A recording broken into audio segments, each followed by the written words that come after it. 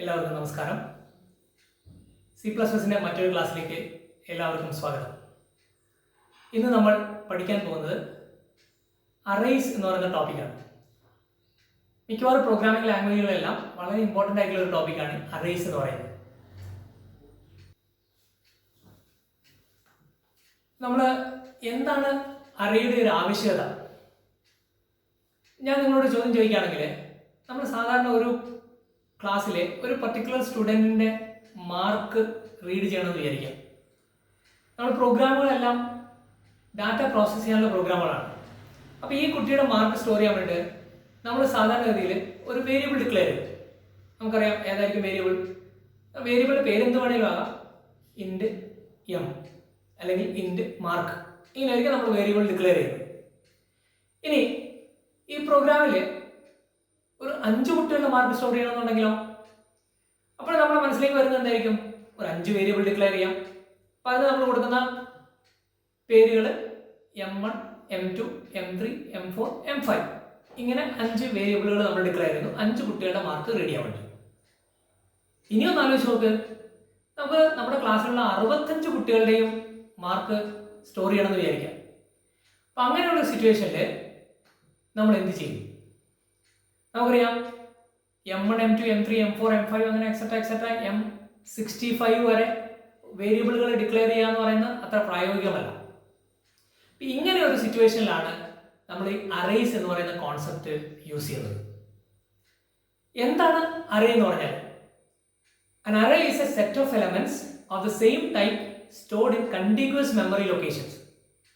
ഒരേ ടൈപ്പിലുള്ള കുറച്ച് ഡാറ്റ ഐറ്റംസ് അടുത്തടുത്ത മെമ്മറി ലൊക്കേഷനിൽ സ്റ്റോർ ചെയ്യുന്ന ഒരു മെത്തേഡാണ് അറേ എന്ന് പറയുന്നത്.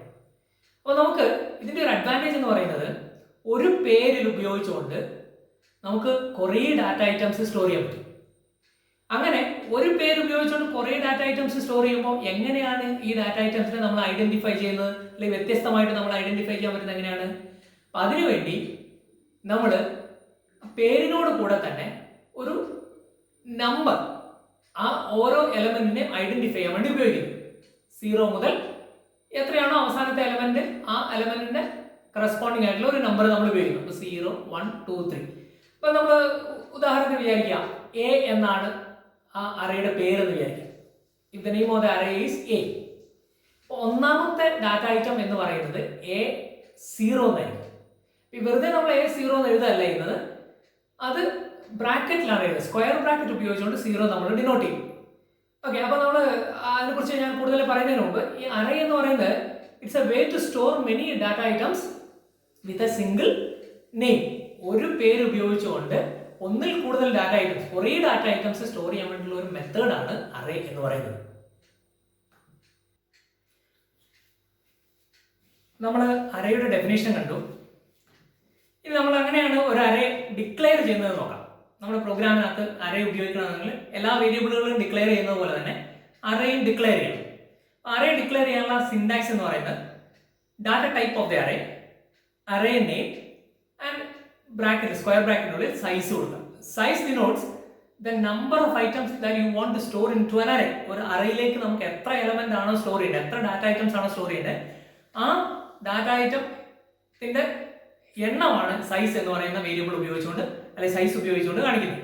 നമ്മൾ എക്സാമ്പിൾ നോക്കുകയാണെങ്കിൽ, ഇൻറ്റ് മാർക്ക് ഓഫ് 65, 65 കുട്ടികളുടെ മാർക്ക് സ്റ്റോർ ചെയ്യാനുള്ള ഒരു അറേയാണ്.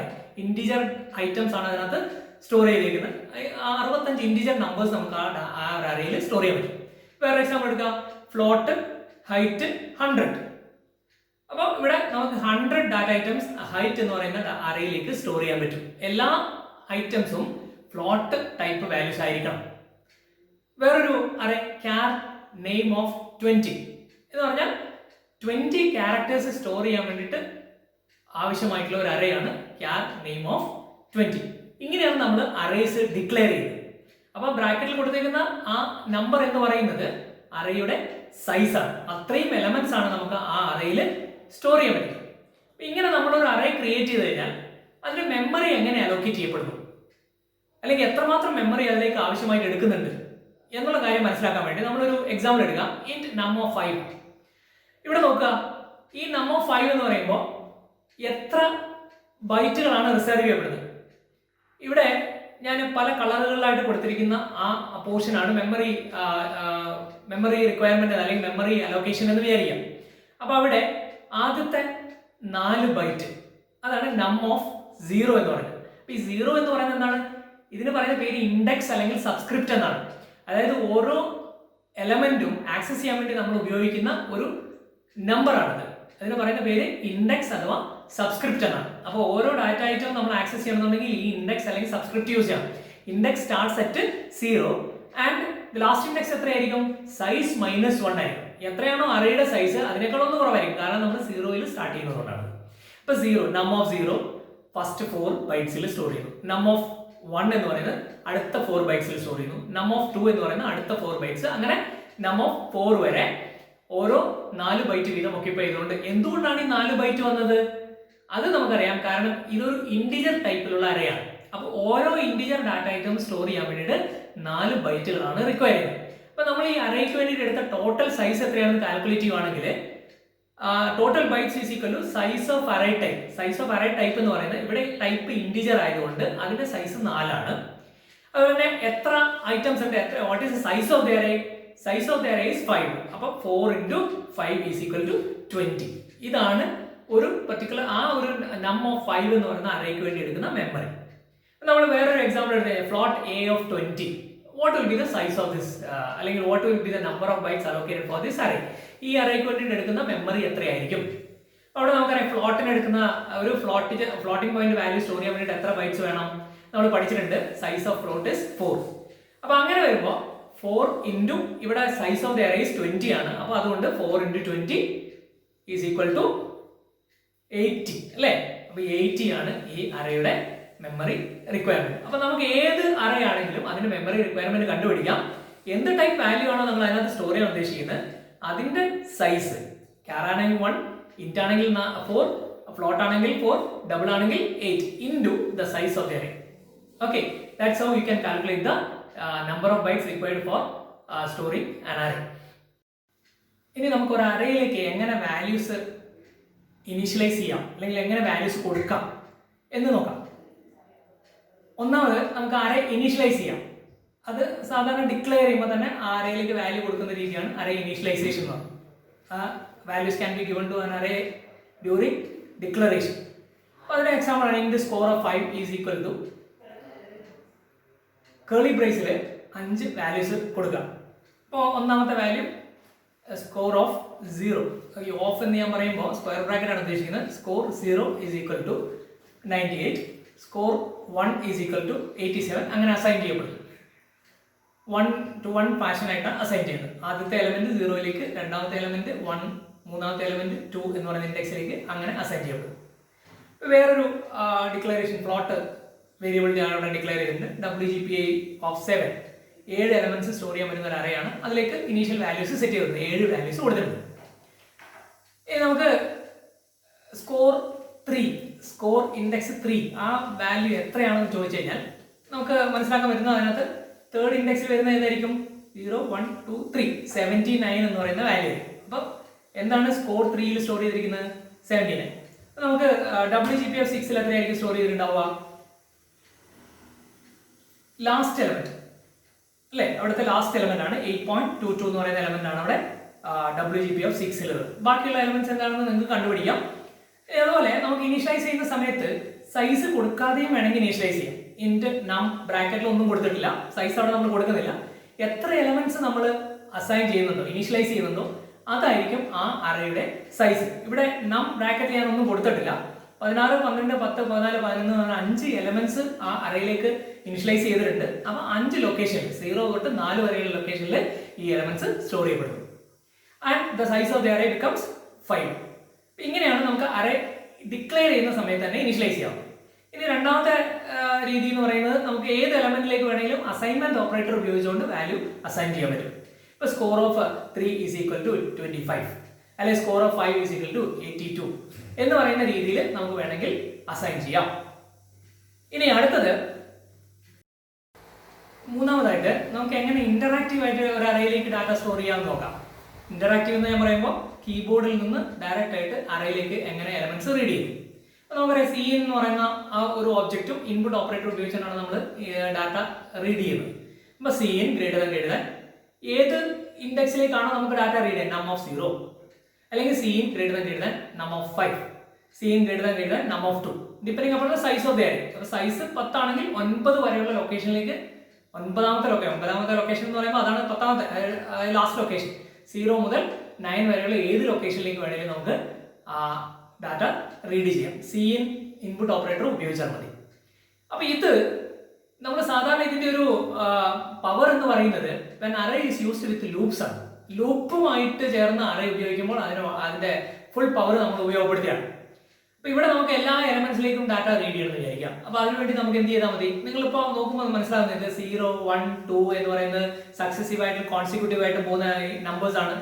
അപ്പോൾ ഈ നമ്പേഴ്സ് നമുക്ക് ഒരു വേരിയബിൾ ഉപയോഗിച്ചുകൊണ്ട് ചേഞ്ച് ചെയ്തുകൊണ്ട് നമുക്ക് ഓരോ ഇൻഡെക്സിലേക്കും ഡാറ്റ റീഡ് ചെയ്യാൻ പറ്റും. അപ്പോൾ അതിനുവേണ്ടിയുള്ള ഒരു കോഡാണ് for int i is equal to 0, i less than size of the array. ഇപ്പോൾ സൈസ് ഓഫ് ദി അറേ എന്ന് പറയുന്നത് 10 ആണെങ്കിൽ i less than 10, i plus plus c is greater than num bracket i എന്ന് കൊടുക്കാം. അപ്പോൾ ഓരോ തവണയും ഐയുടെ വാല്യൂ അവിടെ മാറുന്നുണ്ട്. ഓരോ പ്രാവശ്യം ലൂപ്പ് എക്സിക്യൂട്ട് ചെയ്യുമ്പോഴും ഐയുടെ വില മാറുന്നു. അതിനനുസരിച്ച് ഡിഫറെന്റ് ആയിട്ടുള്ള ലൊക്കേഷനിലേക്ക്, 0th ലൊക്കേഷനിലേക്ക് ആദ്യം, അത് കഴിഞ്ഞ് ഫസ്റ്റ് 1 എന്ന് പറയുന്ന ലൊക്കേഷനിലേക്ക്, 2 എന്ന് പറയുന്ന ലൊക്കേഷൻ, അങ്ങനെ 9 വരെയുള്ള ലൊക്കേഷനിലേക്ക് ഡാറ്റ നമ്മുടെ കീബോർഡിൽ നിന്ന് റീഡ് ചെയ്യാൻ പറ്റും.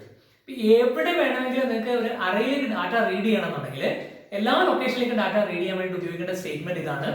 ഇത് ഒരു കോൺസ്റ്റന്റ് ആയിട്ടുള്ള സ്റ്റേറ്റ്മെന്റ് ആയിട്ട് വേണമെങ്കിൽ നമുക്ക് ട്രീറ്റ് ചെയ്യാം അതിനെ. കാരണം for i is equal to 0 തൊട്ട് what is the size of the array, അതാണ് രണ്ടാമത്തെ ടെസ്റ്റ് കണ്ടീഷനിൽ വരുന്ന i less than n if n is the size of the array. i plus plus c in greater than num of i where num is the name of the array. അപ്പോൾ അത് ചിലപ്പോൾ മാറാം, ഓരോ തവണയും a ആവാം അല്ലെങ്കിൽ score ആവാം. അപ്പം എന്താണോ അറേയുടെ പേര് ആൻഡ് ബ്രാക്കറ്റിൽ നമുക്ക് ഈ ഫോർ ലൂപ്പിൽ നമ്മൾ ഉപയോഗിക്കുന്ന ലൂപ്പ് കൺട്രോൾ വേരിയബിൾ കൊടുക്കും. അപ്പോൾ ഇവിടെ നം ബ്രാക്കറ്റിൽ i എന്ന് കൊടുക്കും.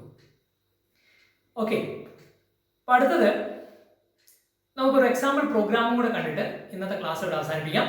അപ്പോൾ ഇവിടെ പ്രോഗ്രാം എന്ന് പറയുന്നത് ഞാൻ എടുത്തേക്കുന്ന program to read and display elements to and from an array. അതായത് ഒരു അറേയിലേക്ക് ഡാറ്റ റീഡ് ചെയ്യുന്നു, ആ റീഡ് ചെയ്ത ഡാറ്റ പ്രിന്റ് ചെയ്യുന്നു. ഇത്രയുള്ള പ്രോഗ്രാം.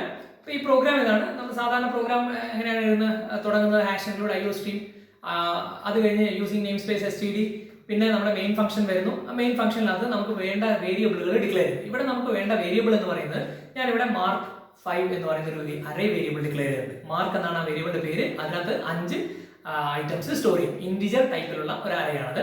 പിന്നെ i എന്ന് പറയുന്ന ഒരു വേരിയബിൾ കൂടെ ഞാൻ ഉപയോഗിച്ചിട്ടുണ്ട്. അതിനുശേഷം ഡാറ്റ റീഡ് ചെയ്യാൻ വേണ്ടിയിട്ട് ഒരു ഫോർ ലൂപ്പ് ഉപയോഗിക്കുന്നു. ആ ഫോർ ലൂപ്പ് ഉപയോഗിച്ചുകൊണ്ട് എൻ്റർ ആൻ എലമെന്റ്, ഒരു എലമെന്റ് എൻ്റർ ചെയ്യാൻ പറയുന്നു. അത് സെയിം സ്റ്റേറ്റ്മെന്റ് ഉപയോഗിച്ചുകൊണ്ട് റീഡ് ചെയ്യും. അപ്പം when the value of i is equal to 0, mark of 0 read ചെയ്യും. when the value of i is equal to 1, mark of 1 read ചെയ്യും. അങ്ങനെ i increments up to 4, അപ്പോൾ mark of 4 read ചെയ്യുന്നു. and when the i becomes 5, we know normally loop terminate ആവുന്നു. അങ്ങനെ reading complete ആവുന്നു. അതിനുശേഷം elements എല്ലാം print ചെയ്യാനുള്ള ഒരു ലൂപ്പും കൂടെ ഞാൻ ഉപയോഗിച്ചിട്ടുണ്ട്. Same loop. അപ്പോൾ 0th എലമെന്റ് പ്രിന്റ് ചെയ്യണം, ഫസ്റ്റ് എലമെന്റ് പ്രിന്റ് ചെയ്യണം, സെക്കൻഡ് എലമെന്റ് പ്രിന്റ് ചെയ്യണം. അങ്ങനെ 5 എലമെന്റ് പ്രിന്റ് ചെയ്യാൻ വേണ്ടിയിട്ട് cout സ്റ്റേറ്റ്മെന്റ് ഉപയോഗിച്ചുകൊണ്ട് മാർക്ക് ഓഫ് i എന്ന് പ്രിന്റ് ചെയ്യുന്നു. i varies from 0 to 5. അപ്പോൾ return 0 and program is terminated.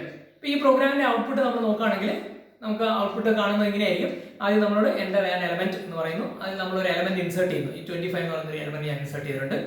അടുത്ത എലമെന്റ് 30 ഇൻസേർട്ട് ചെയ്തു, അല്ലെങ്കിൽ ഇൻപുട്ട് ചെയ്തു, 15 ഇൻപുട്ട് ചെയ്തു, 27 ഇൻപുട്ട് ചെയ്തു, 80 ഇൻപുട്ട് ചെയ്തു. അതിനുശേഷം നമ്മൾ എൻ്റർ പ്രസ് ചെയ്യുമ്പോഴത്തേനും ദ എലമെന്റ്സ് ആർ എന്ന് പറഞ്ഞിട്ട് ഈ 5 എലമെന്റ് ഒരു ടാബ് സ്പേസിംഗിൽ ഡിസ്പ്ലേ ചെയ്തു. അപ്പോൾ cout mark of i /t എന്ന് കൊടുത്തുകൊണ്ട് ഒരു ടാബ് സ്പേസിംഗ് കൂടെ നമുക്ക് അവിടെ കിട്ടും. അപ്പോൾ ഇത് ആണ് ഒരു സിമ്പിൾ ആയിട്ടുള്ള ഒരു പ്രോഗ്രാമാണ്. ഒരു അറേയിലേക്ക് എലമെന്റ്സ് റീഡ് ചെയ്യുന്നു, ആ എലമെന്റുകൾ പ്രിന്റ് ചെയ്യുന്നു. നമുക്ക് ഇത് റിവേഴ്സ് ആയിട്ട് പ്രിന്റ് ചെയ്യണമെന്നുണ്ടെങ്കിൽ എന്ത് ചെയ്താൽ മതി? ജസ്റ്റ് i ഈക്വൽ ടു 4 മുതൽ സ്റ്റാർട്ട് ചെയ്യുക. i ഗ്രേറ്റർ ദാൻ 0 വരെ പ്രിന്റ് ചെയ്യുന്നു. അതായത് നമ്മൾ അവസാനത്തെ എലമെന്റ് തൊട്ട് ആദ്യത്തെ എലമെന്റ് വരെ റിവേഴ്സ് ഓർഡറിൽ വേണമെങ്കിൽ നമുക്ക് പ്രിന്റ് ചെയ്യാം. ഇങ്ങനെ നമുക്ക് പല പ്രോഗ്രാമുകളും അറേ ഉപയോഗിച്ചുകൊണ്ട് എഴുതാം. അടുത്ത ക്ലാസ്സിൽ നമുക്ക് കൂടുതൽ പ്രോഗ്രാമുകളായിട്ട് ഞാൻ വരാം. അറേയിൽ പെർഫോം ചെയ്യുന്ന ചില ഓപ്പറേഷൻസ് ഉണ്ട്. ആ ഓപ്പറേഷൻസ് എന്തൊക്കെയാണെന്ന് നമുക്ക് അടുത്ത ക്ലാസ്സിൽ ഡിസ്കസ് ചെയ്യാം. So thank you very much.